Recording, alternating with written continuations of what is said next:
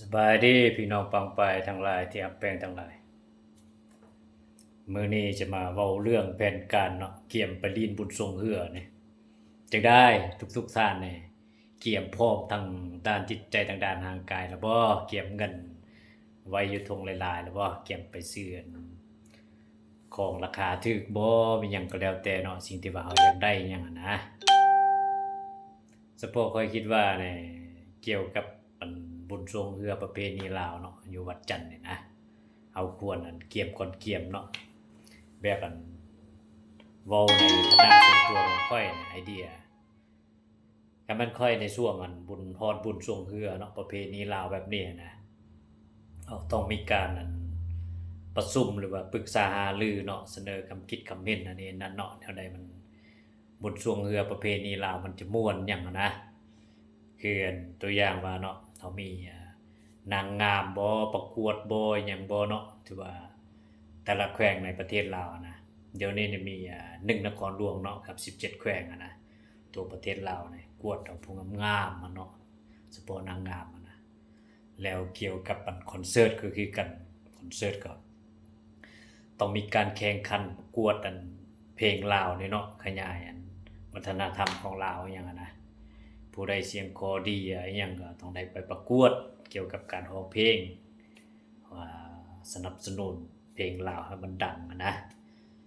กันคนลาวเฮานิยมช่วยกันนั้นสนับสนุนเพลงลาวมันก็คือว่าแหล้วเนาะซุมื้อนี้นี่คนลาวนี่ส่วนน้อยฟังแต่เพลงลาวส่วนหลายก็มีแต่ว่าฟังเพลงอันของต่างประเทศคือฮู้กันนั่นแหละว่าคันสิเว้าง่ายๆก็ลืมชาติตัวเองเว้าง่ายๆซะตัวนี้นะแล้วสมมุติว่าเนาะเฒ่าเกียมนี่จะมีนักมวยบ่มีหยังก็แล้วแต่เนาะที่ว่าให้มีค่ายมวยแด่เนาะเพราะว่าดึงดูดแด่นี่ก็ได้อันมีการต่อสู้หรือว่าแข่งขันกันนี่ว่าผู้ใดได้ชนะก็ได้เงินตามรางวัลที่ว่าจัดให้นั่นแหละเนาะแล้วก็มีเงินอัดฉีดบ่อิหยังก็แล้วแต่กติกาของการนั้นชกมวยลาวนะแล้วก็อาจจะมีเกี่ยวกับอันเฮ็ดอันแบบอันงานตีไก่เลยเนาะไก่แบบอันเก่งๆมีหยังอะนะผู้ใดอยากไปตีก็ไปตีหั้นนะตีเอาเงินแล้วก็ตั้งรางวัลแล้วก็มีคันมีหยังอะเนาะอันนี้ก็แม่นงานอันสำคัญกิจกรรมหนึ่งอะนะจะดึงดูดคนเฮ็ดให้อันงานบุญทรงเรือนี่มีสีสันขึ้นมาก็สำหรับอันนักร้องเกี่ยวกับศิลปะมีหยังก็คือกันอยู่บ่อนใดมีงามๆหรือว่าคนลาวเฮานี่มีความเก่งความสามารถพิเศษอิหยังเนาะอยู่ไสก็ทั่วประเทศลาวเนี่ยเอามาโลดอันมาโชว์โลดช่วงอันบุญประเพณีลาวเฮาเนาะแนวใดพ่อแม่ประชาชนและพวกเขาทุกคนจะม่วนซื่นนำกันก็เฮ็ดเนาะแนวมันเจริญรุ่งเรืองนะแต่ว่ารักษาวัฒนธรรมของลาวไว้เนาะฮีตของประเพณีอันดีงามอิหยังอะนะว่าการนุ่งถือมีหยังเย็บห้อยจบงามนุ่งสิ้นอิหยังก็แล้วแต่เนาะตัวนั้นน่ะนะตามระเบียบของอันประเทศลาวนั่นแหละอันนั้นน่ะก็มีทหารตำรวจหยังนี่เขาก็รักษาความปลอดภัยอยู่แล้วนั่นบ่ว่าจะเป็น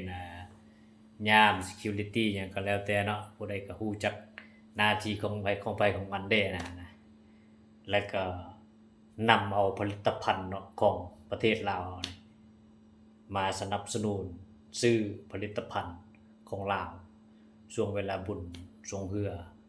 อันนี้นะมันสำคัญมาวางขายว่าสินค้าของต่างประเทศเนี่ยเราบ่ต้องนำเข้าหลายคันเรานำเข้าหลายล่ะสินค้าเรามันสิขายบ่ออกอะนะคือฮู้กันนั่นแหละถ้ามันค่อยจะเอาอันเกี่ยวกับผลิตภัณฑ์ของลาวเนาะส่วนใหญ่นะจะเป็นวัตถุบูชาบ่ที่ว่าอันที่ว่าเขามาขายหยังอะนะหรือว่าจะเป็นเครื่องอันหัตถกรรมอิหยังก็แล้วแต่เนาะไปวางขายตอนนั้นนั่นเป็นยาปลูกผมบ่หรือว่าเครื่องสำอางหรือว่าประเภทเครื่องใช้สอยเรือนครัวอิหยังก็แล้วแต่เนาะเพราะว่าเป็นการที่ว่าแนะนำหรือว่าโฆษณาผลิตภัณฑ์ของลาวนี่นะให้มันอุดหนุนซึ่งกันและกันเนาะคือว่าซัปพอร์ตกันอะนะแล้วบัดนี้เฮ็ดให้ผลิตภัณฑ์ของลาวเรานี่มันขยายออกแล้วบัดนี้ แต่ว่าอยากเน้นเรื่องผลิตภัณฑ์ของเราก็จะมีหลายเกรดเนาะอาจจะมีเกรดสูงเกรดกลางเกรดต่ำอิหยังก็แล้วแต่ผู้ใดที่ว่ามีความสามารถซื้อได้ก็ซื้อเอานั่นแหละเท่านั้นคือเอาไปซื้อเครื่องอันอยู่เฮือนอยู่ห้านอิหยังนั่นแหละเนาะอันนั้นน่ะนะว่าคือสรุปง่ายๆซะแม่นหยังที่ว่าศิลปะการฟ้อนงามอันนี้นั่นเนาะหรือว่าจะเป็นกีฬาประเภทใดก็ได้ที่ว่ามันเด่นแล้วก็เป็นระดับประเทศนั่นเนาะช่วงเวลาฮิตของประเพณีแบบนี้นะเอามาโชว์โลดเพราะว่ามันจะเป็นการที่ว่าเติมเต็มสีสันเด้เฮ็ดให้อันงานบุญทรงเรืออิหยังหั้นมีชีวิตชีวาขึ้นมาเฮ็ดให้คนเฮานี่ต่ออายุหลายซั่นซะม่วนซื่นไปนำกันอันนี้เขาว่ารวมสุขรวมทุกข์นำกันน่ะนะอันนี้ยามใดก็ไปเบิ่งคือว่าจักจังได๋แต่ละปีนี่อันที่เคยไปเบิ่งบุญทรงเรือนี่มันคือว่าบ่ม่วนบ่หยังน่ะบ่มีสีสันคือว่ามิดจิลีนี่คืออันปานไปไสมองเลยนะ หรือว่าคันเป็นไอเดียของข้อยเนาะสมมุติว่าเฮามีเรืออิหยังคือตัวอย่างว่ามี50สิพายหยังเนาะก็จะเป็นเฮ็ดอันนางงามใส่เด้เนาะหัวเรือนะแล้วก็เฮ็ดให้อันสิพายหยังก็จึกจักฮาวหั้นอิหยังเวลาช่วงแล้วก็มีการร้องเพลงอิหยังเนาะร้องเพลงสิพายหยังอะนะก็อาจจะเป็นการที่ว่าเติมเต็มสีสันให้งานนี้ มีชีวิตชีวาแล้วก็เบิกบานม่วนซื่นไปนำกันน่ะนะความหมายนะก็มีวัยรุ่นน่ะศิลปะการฟ้อนการอิหยังก็แล้วแต่เนาะการเต้นอิหยังก็แล้วแต่เอาไปโชว์โลดตอนที่ว่าฮอดบุญช่วงเรือประเพณีลาวนี่เนาะแนวใดจิเติมเต็มเฮ็ดให้งานเฮานี่มีความสนุกสนานช่วงบุญก็คือลีนให้มันม่วนซื่นเต็มที่นำกันนั่นแหละความหมายนะว่าคือตัวอย่างนั่นแหละการประกวดนางแบบอิหยังก็แล้วแต่เนาะหรือว่านางงามอิหยังนะผู้ได้งามก็มีแต่ประกาศเนาะประกาศแล้วก็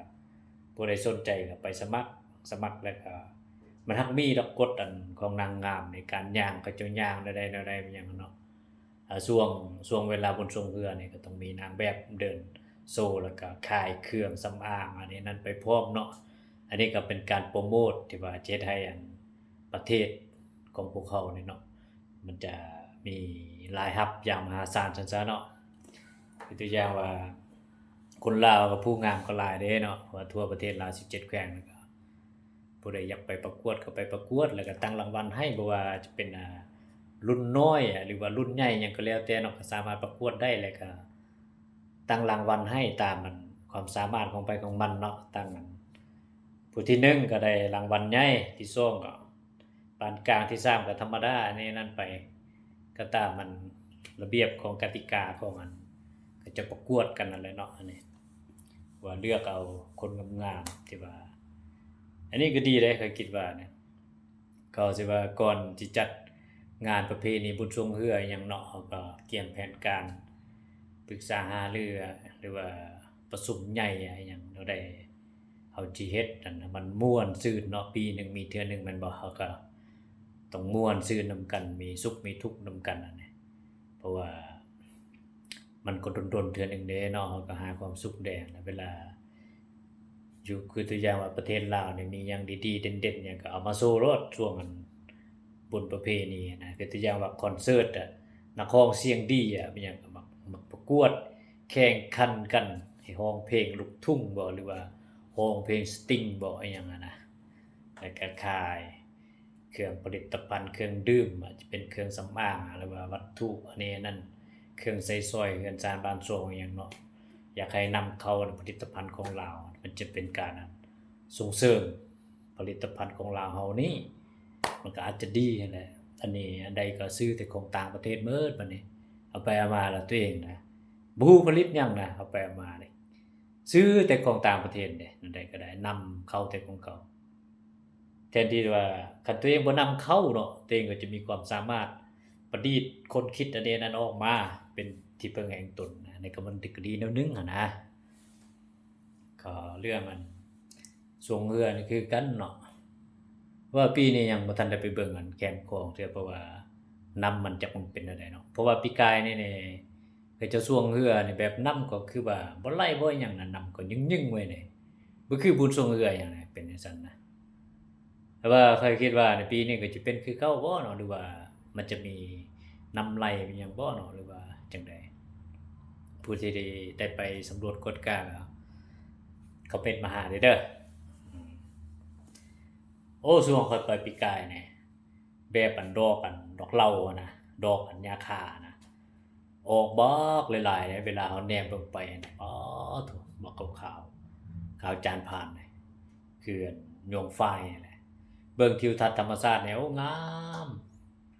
คือมื้อนั้นเขาเจ้าเอาลงเป็นหยังว่าการโตนจ้องอะนะเนาะบินไปอะนะบินไปแล้วก็ย่างอยู่เทิงนำเป็นหยังอะนะเขาเอิ้นว่าจ้องอิหยังว่าอันนั้น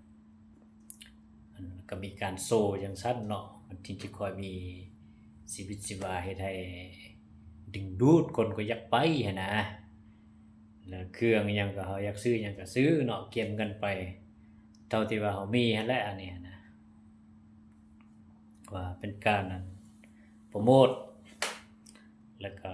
ฉลองบุญสวงเรือประเพณีลาวเนาะอันนี้นะแล้วได้จิม่วนแล้วก็จัดนั่นแหละเนาะคือตัวอย่างว่าคอนเสิร์ตไหนหยังก็อยากสนับสนุนเพลงลาวให้มีการแข่งขันกันเนาะจะเป็นวัยรุ่นน่ะหรือว่าคนอาวุโสอิหยังก็แล้วแต่เนาะหรือว่าคนที่ว่าผู้ใหญ่อิหยังหรือว่าผู้ที่ว่าเสียงคอดีเนาะคือตัวอย่างว่าวันไสสมสุขบ่หรือว่าอาคมสมหวังบ่อิหยังนักร้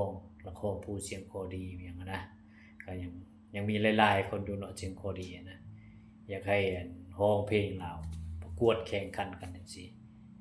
อันใดที่ว่าคนลาวที่ว่าเฮาเฮ็ดได้ที่ว่าอันใดที่ว่ามีผลงานยอดเยี่ยมเอามาโชว์โลดช่วงบุญประเพณีหรือว่าบุญอิหยังก็แล้วแต่เนาะสิเฮ็ดให้เติมเต็มสีสันอิหยังอะนะแล้วก็คนลาวก็สิหันมาใส่อันผลิตภัณฑ์ของลาวแล้วก็สินิยมชมชอบเพลงลาวอิหยังขึ้นมาถ้าว่าเฮารักในความเป็นลาวเนาะมันก็เว้าง่ายๆซะจะบ่งืดไผนะมันหยังก็เฮาสามารถประดิษฐ์ขึ้นเองได้อะนะ มันก็เด่นหมดเลยเราต้องรู้จักว่าตัวเราเองเนาะอันนี้นะเครื่องกรองมีเราใส่แต่ภายในประเทศก็มวลซื่นมีหยังเขาก็สร้างสรรค์นำกันคือมีคือตัวอย่างว่าเฉพาะแคนเป่าแคนนะอันแคนลาวนะอันนี้ก็เอามาโชว์เนาะอันที่ว่าผู้ใดเป่าเก่งๆหรือว่ามีลีลาในการเป่าที่ว่าผู้ที่ว่าเก่งหยังก็ ให้มาแข่งขันกันเอารางวัลอันนี้นะงั้นก็จะเฮ็ดให้มีการพัฒนาเนาะการเป่าแคนของลาวนี่ให้มันโด่งดังขึ้นให้มันมีซีซันแล้วก็ให้ต่างประเทศนี่ให้มันงึดว่าคนลาวเขาก็มีดีคือกันบ่แพ้ไผในโลกว่าซั่นซะเนาะอันใดก็ได้ก็ฮีตของประเพณีมีหยังก็คือกันนั่นแหละอันใดดีๆหยังก็เอาออกมาโชว์มาเติมเต็มรสสีสันในงานมีหยังอะนะ จะได้งานบุญสวงเรือประเพณีของลาวเฮาปรณาอันนี้มันจะมีชีวิตชีวาที่มีความสุขอิหยังก็เฮ็ดไปเนาะแนวใดพ่อแม่พี่น้องประชาชนทุกคนในประเทศลาวที่ว่าผู้ใดมาลิ้นก็อยากให้มีความสุขกลับคืนเมื่อบ้านหยังนั้นแหละเครื่องกรองอิหยังก็สิซื้อหยังก็แล้วแต่เนาะก็สิขายเลอิหยังก็ถ้าก็รอท่าหยังก็จะขายเลหั่นคันผู้บ่มีเงิน ผู้มีเงินก็อยากซื้อตอนใดก็ซื้อเพราะว่าเงินอยู่นำเฮาเด้เฮาสิซื้อหยังก็เรื่องส่วนตัวอันนี้นะ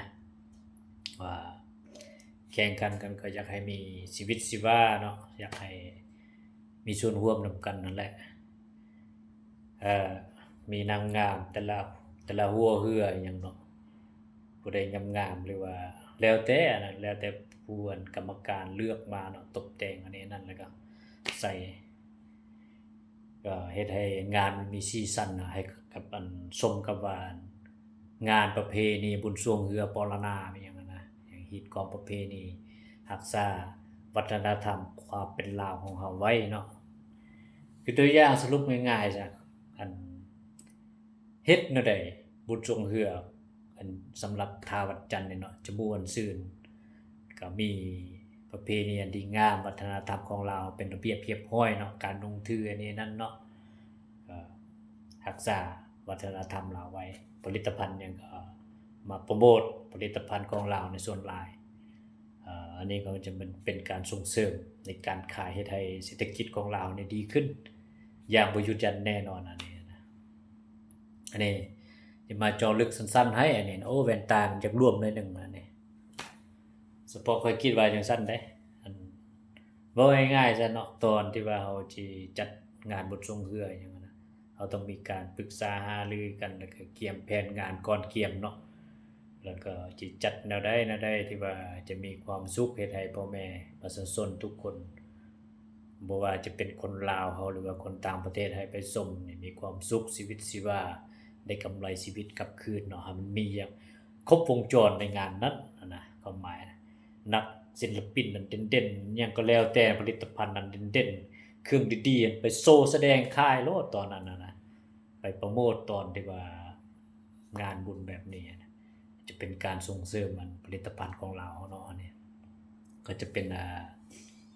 การฟื้นฟูเศรษฐกิจอย่างหนึ่งเลยต้นห้างกันช่วงอันเกี่ยวกับงานบุญต่างๆเนี่ยเนาะมันคนเรานี่อาศัยตอนคนหลายนี่แหละหาเงินที่ว่าเก็บเงินได้สร้างฐานะตัวเองนะช่วงบุญนี่แหละเพราะว่าคนหลายเนี่ยเนาะแล้วบ่ได้เงิน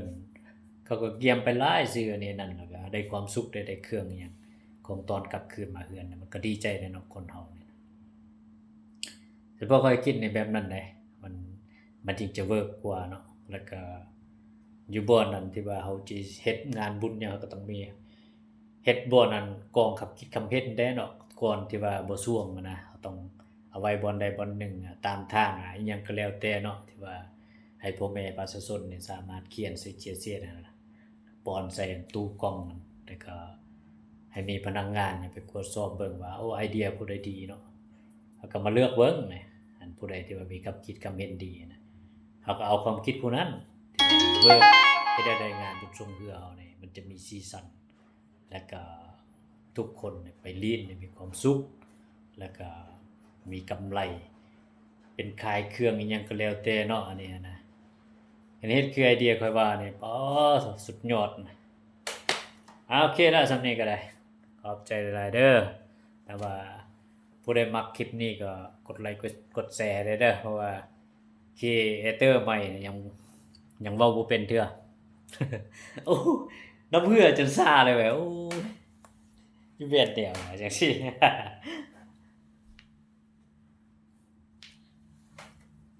อยู่ในห้องเลยนี่นะ ขออนุญาตกันเด้อเสร็จหน้าหน่อยหนึงกัน